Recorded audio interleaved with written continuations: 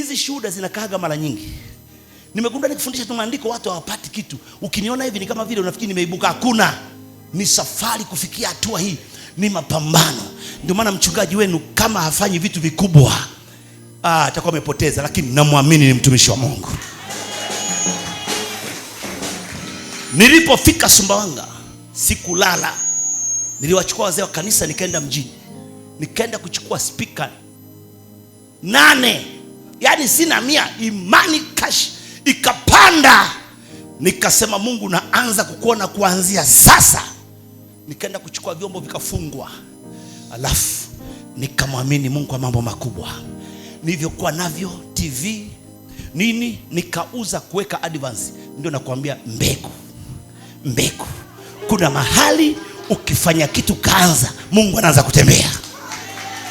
Umenipata sasa? Umenipata? Nilifikiri sina kitu, nikagundua na TV na hiki na hiki. Nikauza hivyo, nikaanzia advance. Ukisha kupanda mbegu, mavuno yanakuja.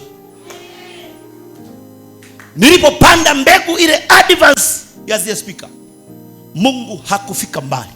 Nilimaliza kulipa vyote, Mungu akafungua milango. Kuna watu wamejifungia milango sababu hawajui sadaka ya mbegu. Ukiniuliza siri ambayo imenifikisha mimi hapa, ni sadaka ya mbegu.